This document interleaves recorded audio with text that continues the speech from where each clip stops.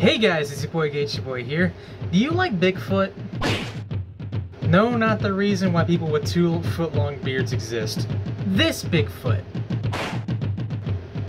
Jeez, people have odd tastes. Monster trucks, am I right? You know those biggest freak trucks with large tires? Oh wait, that's my brother's truck in 8 words. However, what if you scaled the tires of a truck to an obscene size in Photoshop? It's perfect. Monster truck rallies! You get to watch insanely large trucks run over cars that came right out of a dump and jump over ramps that such to appease the fickle crowd. Society goes mad seeing these trucks, and honestly I was the same way with one special truck back in my youth that holds a special place in my heart.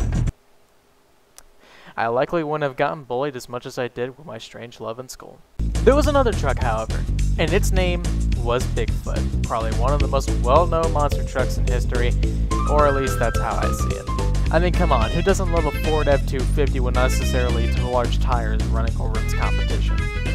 The younger demographic is probably scratching their heads about what I'm on about. Maybe not, but just in case, I'll delve into Bigfoot's history a little bit. It all started with a former constructor named Bob Chandler with a 1974 Ford F-350. It was used for off-roading an awful lot, but the Midwest didn't always carry the parts needed to fix up its occasional damages. To fix that, Chandler made a shop and modified his truck to promote said shop in misery just for the heck of it. If that's not true dedication, I don't know what is. Over time, he would occasionally switch locations, going from Ferguson to Hazelwood in 1984 to truly make Bigfoot's headquarters, then from Hazelwood to Pacific in 2015. Chandler then went on to doing some real cool stuff throughout the years and basically made a worldwide known phenomenon that captured the truck-loving hearts of many, including a 3-year-old Gagey in 2010. Then his partnership with Ford ended in 2005, but no one knew until 2007. However, Bigfoot lived on, receiving much merchandise from its builds throughout the years. That includes video games. What a surprise! Because if the console in the shape of a white brick with a rectangle controller that you can swing around to play golf existed in 2008, then obviously Bigfoot will get an amazing adaptation to said console by the goodness gracious, I am a terrible liar. Bigfoot Collision Course, made in December 2008 by a company called Zoo Entertainment. Who are they, you might ask? They are makers of totally not dysfunctional zeros and ones of garbage that rots in Goodwills and clearance bins alike. Sold for $20 throughout 2008 through 2013 when they finally went defunct. I wouldn't know if all the games they made were bad. I just know it's just games made by Zoo Entertainment. Remember, you're hearing this from the guy who pre-ordered Paper Mario Color Splash. Can you really trust me with Zoo Entertainment related history? Dear God, don't. I'm most likely wrong about it. All I know about Old Zoo is that they made another shovelware game I also have experience with, Ultimate Duck Hunting, hunting and retrieving ducks. I've also heard this game is god-awful. I should know, 2020 Gagey told me all about it. You get to set out decoys, train your dog, use duck calls, not get to kill ducks. This game is all the thrills of duck hunting. So let's see how they translated Bigfoot to my favorite console of all time. Let's just open it through the Wii menu.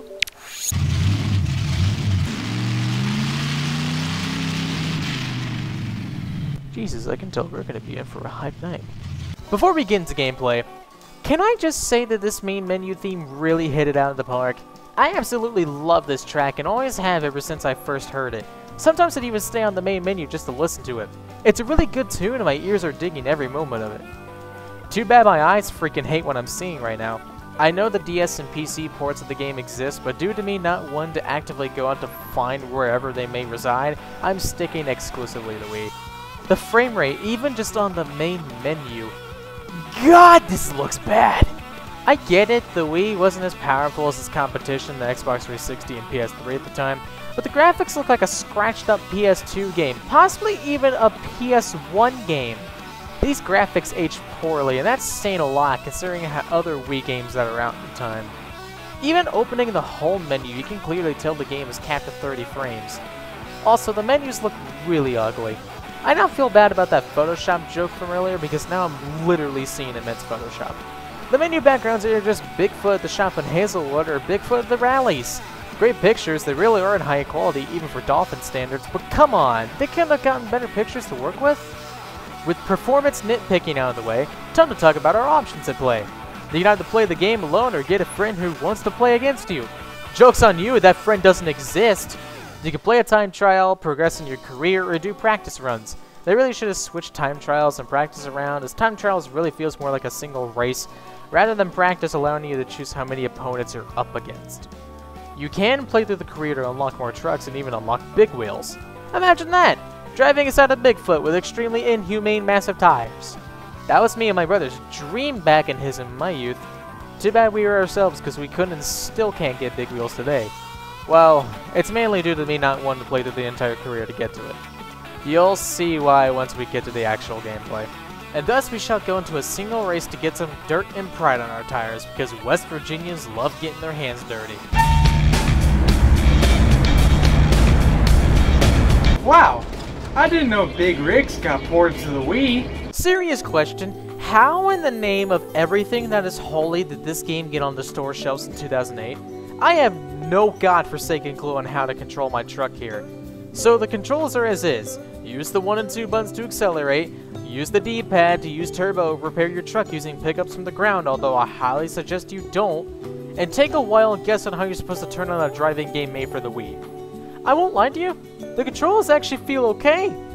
Too bad the game's acting like launch day Cyberpunk 2077. Yes, most of my shower thoughts are how do they mess up a racing game about Bigfoot this badly? It's a game about monster trucks. There should be no reason for the game to be freaking out like this. The physics feel very off. I feel like I'm in 7th grade giving a presentation about climate change with a poor frame rate. I'm turning harder than I really need to, and worst of all, my pride is getting completely shattered by all this. The worst part is, this is a racing game made in late 2008. Mario Kart Wii already was out by then. It launched 8 months prior to this game. Other games like Burnout Paradise and Need for Speed Undercover were already out too. How do they mess up a racing game this badly by then? It seriously perplexes me. But Gagey... What? They were just a small group of people making a game about a worldwide phenomenon on a really large gaming platform. That's not an excuse to make something this poor quality. I've seen better games made by independent developers than this. This feels like data design levels of bad, but that's the worst insult you can really give anyone, so I won't be that harsh. Not to mention, the game isn't fun not just because of how choppy it is, but because it's way too easy. I keep winning left and right without even trying. At the same time, however, the choppiness and the sluggish feeling of the game makes it harder. Am I trying to slingshot an Atari 2600 cartridge into a top loader while speeding in a monster truck? Or am I just trying to drive a monster truck? I don't know, the game's giving me mixed feelings right now. If you really want a racing game on the Wii that's not Mario Kart, then try out Fast Racing League.